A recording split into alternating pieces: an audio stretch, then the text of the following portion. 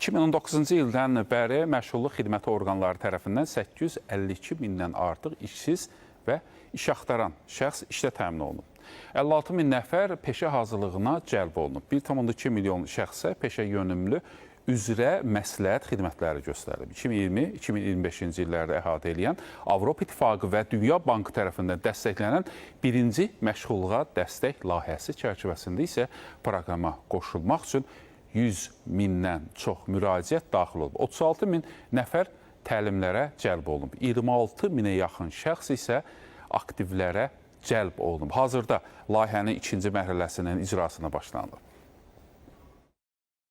İkinci məşğulluğa dəstək layihəsi 2026-30-cu illəri əhatə edəcəkdir. Özdə məşğulluq proqramının əhatə dairəsi genişləndirilərək əlavə 30 min şəxs bu proqrama cəlb olunacaq, proqramın səmərəliliyi artırılacaq, əlavə aktiv əmək bazarı proqramları tətbiq ediləcəkdir.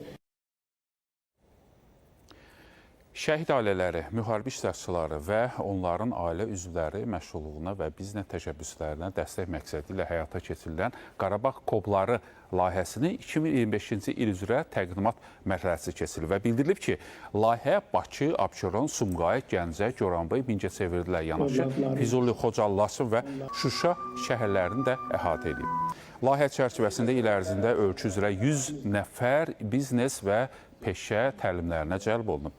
Təlimləri uğurla başa vuran iştirakçılar özünə məşğulluq proqramları çərçivəsində seçdikləri istiqamətlər üzrə avadanlıqlarla təmin olunub. Daha çox şəhid ailəsi və qazinin yaralanması üçün Qarabağ Kobları layihəsinin 2026-cı ildə də davam etdirməsi nəzərdə tutulur. Şəhid ailələri və qazilərin sosial rifahının yaxşılaşdırılmasına yönələn bu təşəbbüsdə iştirakçılara maliyyə dəstəyi verilir, biznes planların hazırlanması, marketinq və sosial media marketinq kimi mövzularda təlimlər həyata keçirilir. Bununla yanaşı da iştirakçılar müxtəlif peşə sahələrində, o cümlədən gözəllik, dülgərlik, qənadı məlumatları və dərzilik kurslarına cəlb olunmuş, təlimləri tamamlayanlara isə müxtəlif sertifikatlar verilmişdir.